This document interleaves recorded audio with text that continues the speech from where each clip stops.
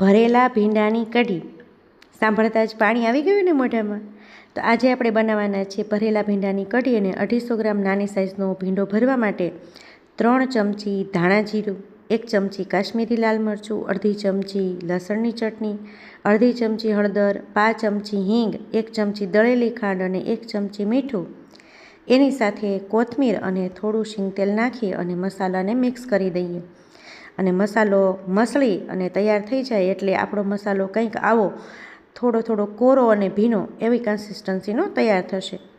ભીંડાને બે બાજુથી આ રીતે ડીટીયાનો ભાગ કાઢી અને વચ્ચે કટ લગાવી દઈએ કે જેની અંદર આપણે મસાલો ભરવાનો છે. તો બધા ભીંડાને આ રીતે તૈયાર કરી અને બધી સીંગની અંદર આપણે આ રીતે આંગળીથી દબાવી અને મસાલો છે એ ભરી અને ભીંડો તૈયાર કરી લેવાનો છે.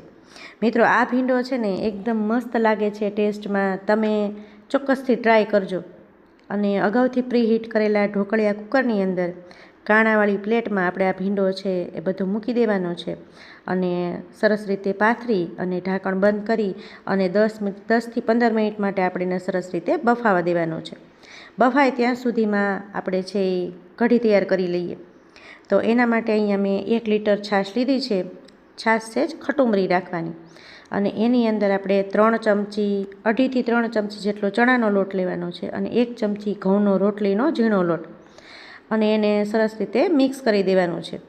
ત્યારબાદ વઘાર માટે એક પેનની અંદર આપણે 2 પાવડા જેટલું શીંગ તેલ લઈશું. ગરમ થાય એટલે 1 ચમચી રાઈ, 1 ચમચી આખું જીરું, 5 ચમચી હિંગ, મીઠા લીમડાના પાન અને સૂકું લાલ મરચું અને 2 લીલા મરચાંના ટુકડા નાખી અને ઉમેરી દઈએ.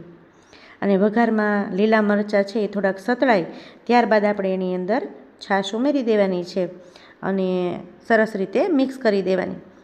અને આ છાશ ખટુમરી હોય ને તો આપણી કઢી છે ને એ બહુ મસ્ત ખાટી મીઠી બને. ત્યારબાદ એની અંદર સ્વાદ મુજબ મીઠું નાખી દઈએ અને 2 ચમચી ગોળ ઉમેરી દઈએ. 1 મીઠા લીમડાની તીર નાખી દઈએ અને સરસ રીતે મિક્સ કરી અને એકદમ ઉકળવા દેવાનું છે. 10-15 મિનિટ ઉકળશે ને એટલે આપણી કઢી છે ને એ મસ્ત પાકી જશે. અને ત્યાં સુધીમાં આપણા ભીંડાની શીંગ છે એ પણ બફાઈ ગઈ છે. તો એક ડીશની અંદર આપણે ભીંડાની શીંગ લઈ લઈશું અને એની અંદર આપણે કઢી ઉમેરી દઈશું. તમે ઉકળતી કઢીમાં જેમ આપણે સરગવાની શીંગ નાખીએ છીએ ને બાફીને, એ રીતે આ ભીંડાની શીંગ પણ કઢીની અંદર ઉમેરી દઈ શકો.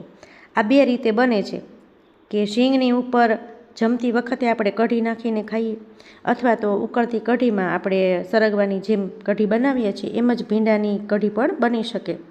કઢીની અંદર આપણે ઉમેરી દેવાનો ભીંડો અને 2 મિનિટ માટે ચડવા દેવાનો. તો તૈયાર છે આપણી એકદમ ટેસ્ટ એવી ભરેલા ભીંડાની કઢી.